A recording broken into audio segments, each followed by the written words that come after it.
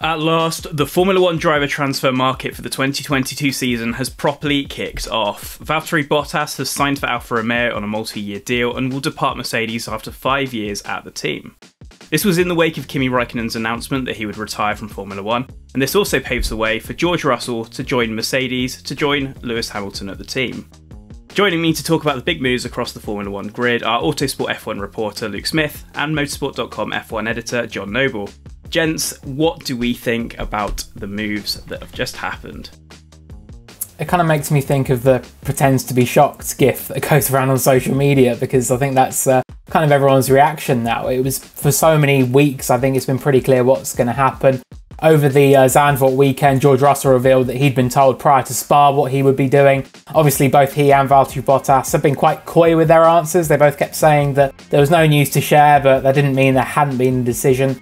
Toto Wolff, he said that he had taken a decision, but it wasn't the right time to announce it. So it's been pretty clear which way the wind has been blowing. But yeah, it's good to get it finally out in the open, put an end to, I think, the big drama of silly season.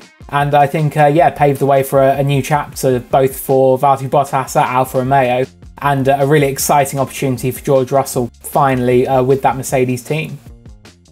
And I think in the end, it's a decision that makes sense for all camps, really. I think with George Russell coming to the end of his contract at Williams, it was clear he needed to do something different, be somewhere different, be in a different competitive environment if his career was going to progress. Otherwise, he just becomes a Williams driver.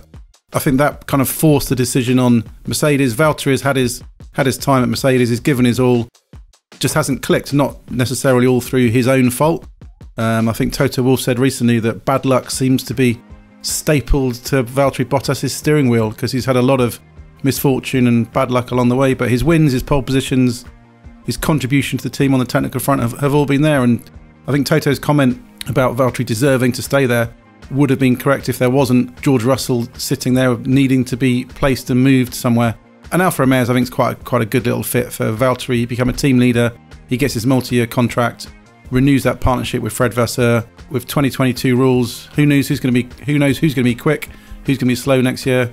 Maybe some of these midfield teams are going to make a big jump and push towards the front. We will get shock podiums in 2022. So I think a satisfactory outcome for everybody. I guess one of the big questions I have is, obviously Williams was in for Bottas as well, but he has taken that route to go down Alfa Romeo. They have offered him a multi-year deal. What was the thinking behind that particular move on his part? Because it's quite a big coup for Alfa, isn't it? It's a great move for Alfa Romeo. I think Fred Vasseur has been quite clear for a while that Valtteri was at the top of his list. He knew what he was capable of when they worked together at ART in Formula 3 and GP3. He's now a race winner in Formula 1. He now understands what a championship winning team, how it operates, what it does, what the mindset is, what the staffing levels are like, what the facilities are like. And that can be invaluable for a team like Alfa Romeo, especially in this cost cap era where you're having to choose where your resources go. So I think it's very, very good for him. And I think with Alfa Romeo, he gets a chance to completely new environment. There's no longer any kind of element or association with Williams. It's not going backwards in his career. So he's not going back to where he started out in Formula 1. A clean break. And I think we've not seen the full potential of Alfa Romeo this year. They had a bad season last year. We've seen some good qualifying performances from Giovinazzi, especially in Zandvoort last weekend, but this is a team that hasn't developed that car at all. When I spoke to Fred Vasseur recently, he was pretty clear. We are, other than Haas, the only team that has not developed the 2022 car one bit. So in theory, they should have fallen down the order and be stuck at the back, but they're delivering occasionally these surprise performances. So with this extra resource to 22, could they spring a surprise? I think they've got a good chance. I think it's a good environment for Bottas. I think that, as you say, John, he's in a really good spot now. I think that he has so much experience from Mercedes that he would have been valuable, I think, to pretty much every single team, maybe except for Red Bull and Ferrari, because obviously they know how it is to be a big operation and their drivers are used to that. But he's going to bring, I think, a huge amount to Alfa. I think that it's a good little setup there. I think that sort of Sauber run operation, it's always been known for punching above its weight. It's produced some wonderful drivers over the years, Charles Leclerc, I think, being probably the most recent example. So I think it's going to be a really good fit for him. And I think also the stability of a multi-year deal, which is something he never had at Mercedes. We always had this yearly saga about, okay, are they going to keep him? Are they not?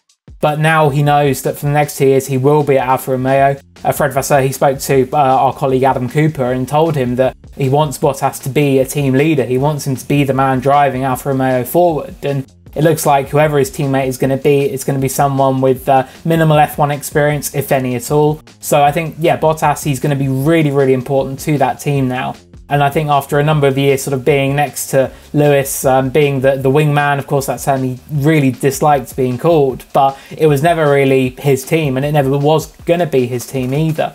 But I think with Alfa, it can be Valtteri's team. I think he can really be built around him and give him a really good chance, I think, to maximise the results, because he's been a great performer. I mean, I think you look at sort of the so-called number 2 drivers, I think he's been a lot closer to Lewis Hamilton, one of, if not the greatest of all time, than a lot of others, your Barrichellos, your Webbers, people like that. So yeah, I think it's going to be really exciting to see what he can do in this new environment, and hopefully be able to recapture some of his best form.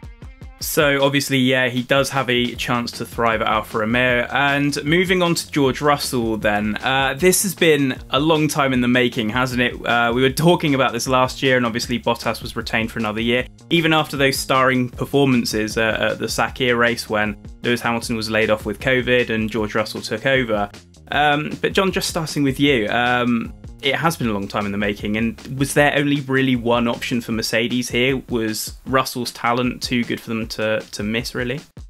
Yeah, well, the only other contender possibly could have been Ocon, who obviously has been backed by Mercedes for a while, but he's made his future at Alpine. He's done a great, I think a good season, solid season against Fernando Alonso this year, irrespective of the win in Hungary.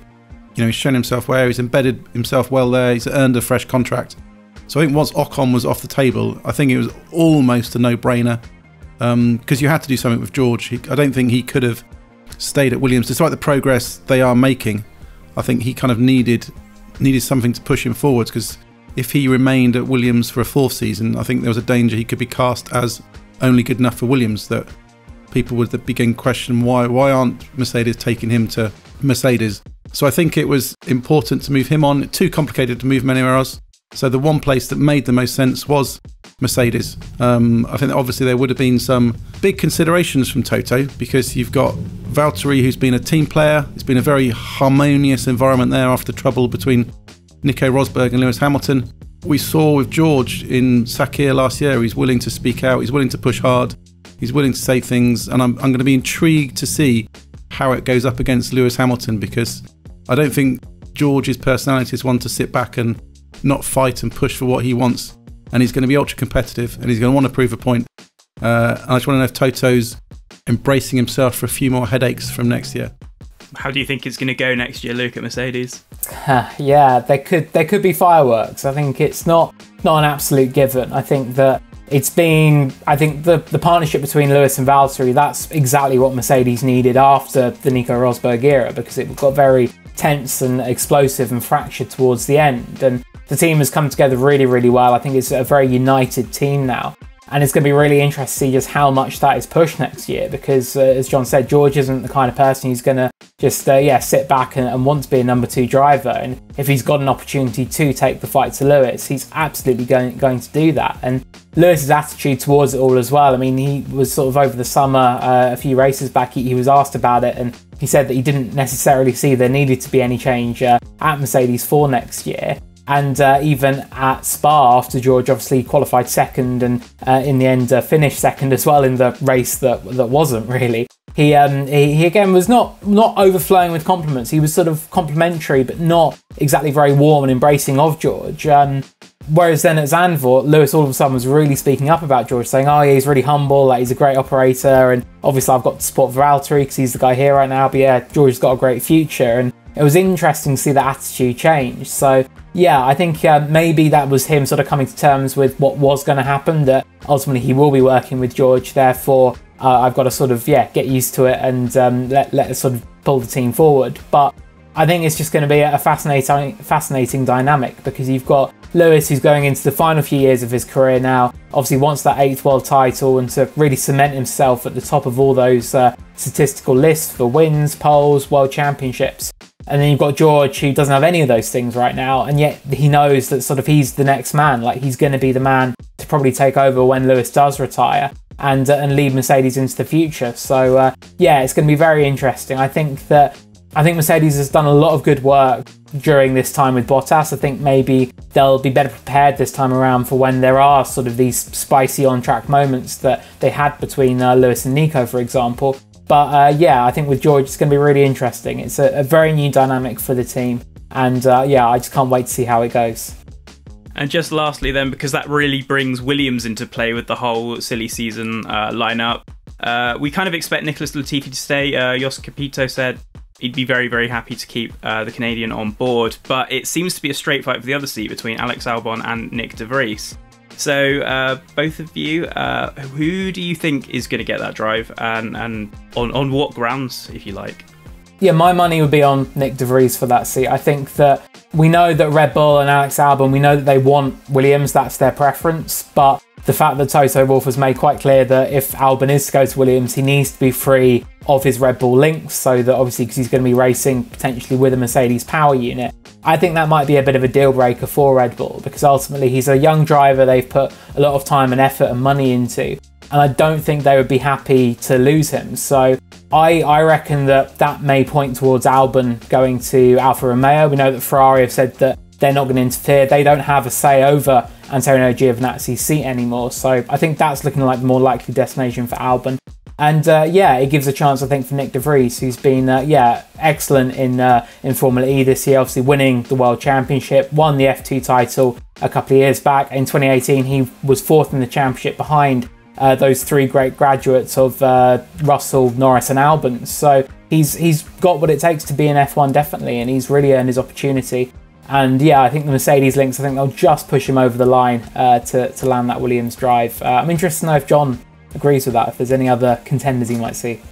Yeah, no, I agree on the Albon to Alfa Romeo. I think in the end, the Mercedes element in terms of Williams and the huge rivalry between Toto Wolff and Red Bull, now that Red Bull are producing their own engines in the future, I think that could prove to be the key point. And I think it'd be more straightforward for Christian Horner and Red Bull to agree a deal at Alfa Romeo, keep Albon part of their family, keep him on a leash, so to speak, so they can haul him back in if they need to for 23 or beyond, if Tsunoda doesn't step up or Perez has another disappointing period next year and they think, oh, maybe it's not going to work with him. So I think they'd like to keep their options open on that front. It makes most sense, Albon to be Alfa. But I think this leaves Williams in a tremendously strong situation, because it's no longer the 10th team in Formula 1, either points-wise or pace-wise. There's been some good, solid progress there.